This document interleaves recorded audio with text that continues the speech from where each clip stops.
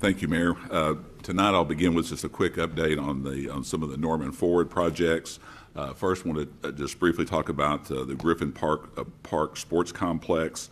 Our Citizens Ad Hoc group met last week to review the final draft of the master plan documents related to the Griffin Park master plan.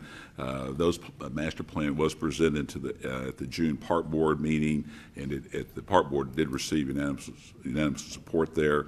The plan, along with a written report, will be presented to the council at our study session on August the 1st. Kind of going in tandem with that is the Reeves Park Sports Complex. Our Citizens Ad Hoc Committee has been reviewing that as well. The consultants are making adjustments to that, and then that report will be presented to the Park Board in September and then back onto the City Council a little bit later this fall. And then finally, with respect to the Westwood Tennis Center, you've seen some activity out there just this week. Some of the soil testing is underway, as well as some of the surveying of the site is in place or is beginning to get done. We believe that the design development will continue through this month, and we should be bidding the project by the end of this summer.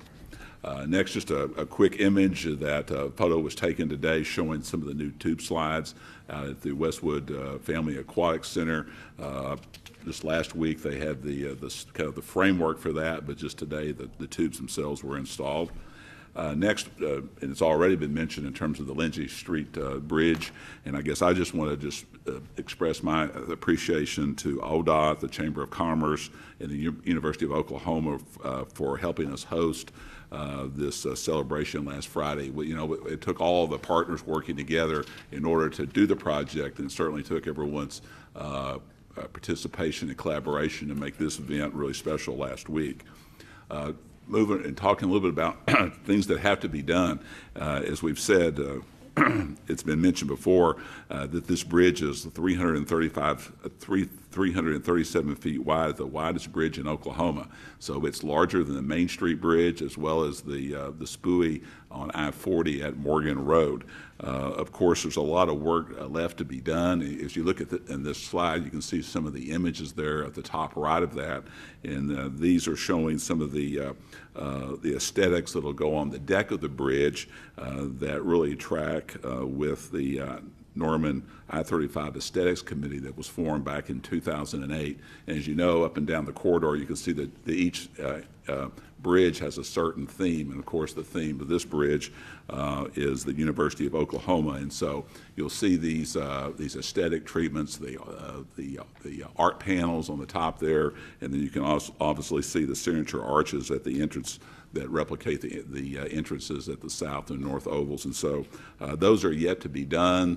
We believe we'll be finished with those sometime in September, and we'll have a much more formal dedication of the bridge at that time. For the history buffs here, I thought this was kind of interesting. You can see some of the pictures here. Of course, Interstate 35 opened in Norman in June of 1959. In 1967, the Lindsay Street Bridge was completed. And so I thought these were just interesting photos comparing back to 1967 and then looking at the new bridge on the day that it opened. And then finally, it's already been mentioned in terms of what's next on the Lindsay Street corridor. We should be substantially complete this fall. Looking forward to that. Of course, we really began the construction back in July of 16, and so I know it's been painful for the merchants and for motorists in the community, but the end is in sight now, so we're thankful for that. So that completes my report tonight.